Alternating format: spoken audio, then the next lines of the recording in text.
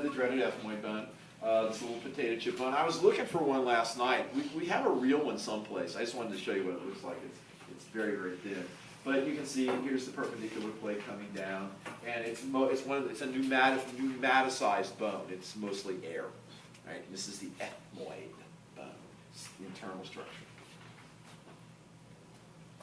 And just a word about the fosses, the cranial fosses, the little depressions in the, like in the bowl of the cranium, anterior, middle, posterior cranial fosses.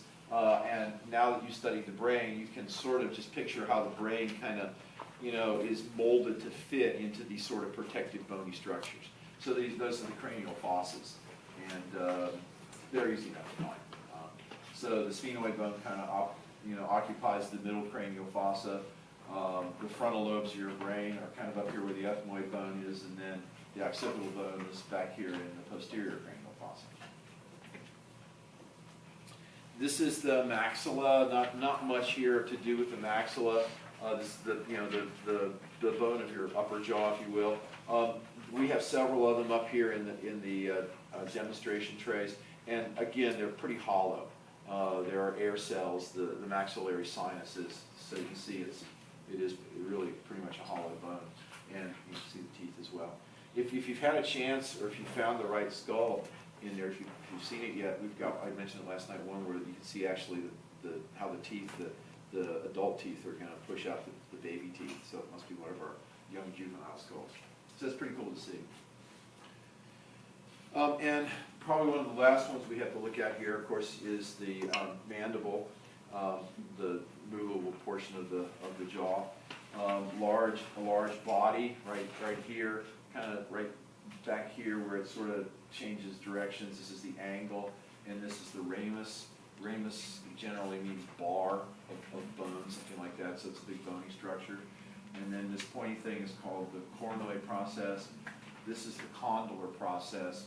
And this rounded head right here fits into a little depression in the temporal bone, which forms the temporomandibular joint, or the TMJ joint. And I know you saw that last night. It doesn't really show on here. One of the other things I sort of like you guys to see, boy, this guy's really got this nice jaw, man. This almost looks fake. It isn't, but boy, when you see teeth that nice, you think, because you've seen the teeth on ours, most of them don't look that good. Right? But inside, like right in here, maybe go to the next slide. Oh yeah, it is. So inside, where I was pointing to is, we're kind of like in here. There's a hole. It's called the mandibular foramen. In the mandibular foramen, it's a hole that nerves run through, and also blood vessels, mostly nerves that are going, all your teeth. And this is sort of when you go to the dentist, that's where he's giving you the shot of whatever Novocaine or something to temporarily deaden those nerves, so that when he's doing the drilling, you're not, going through the roof. So dentists need to know a lot about the body. So anyway, that's the mandibular foramen right there. And once more, the coronoid process, then the condylar process in the head. The word process just means sort of extension of bone.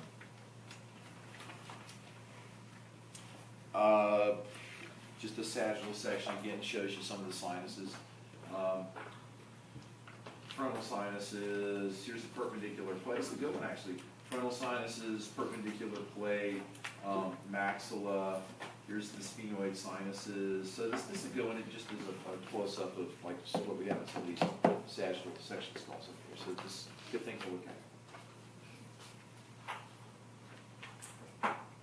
Oh, and this one shows you the concha bones. This is the inferior nasal concha, middle, and up here is the superior. And this is the one superior you don't have to worry about. I know I need to mention this because I know I told some people last night I don't want you to think I'm keeping secrets. The concha bones, they're on each side. And you'll see somewhere, maybe in a respiratory system later in the semester, but I'll mention it now. These bones are also called the turbinate bones, like turban, because when you breathe in through your nose, that causes the air to kind of scroll around, and it helps moisten the air, and, well, we don't really about warming the air out here in California, but also remove debris and stuff like that. So they do kind of, you know, kind of scroll the air around as you breathe in through your nose. Oh, how about this picture? This is a freaky picture. They got this, I don't know if you can find it, but anyway, they did this, I want to say experiment, I don't know what it was. They cut this guy up. He donated his body to science. And they made all these really weird, you know, like sections, and took pictures and all kinds of stuff so you could kind of reconstruct the body. And this looks a scary Halloween picture, but it does show you superior, middle, and inferior concha bones. And you can see why they call them the turbinate bones, because they're kind of like turban shaped. But I'll leave that on there, you'll have nightmares.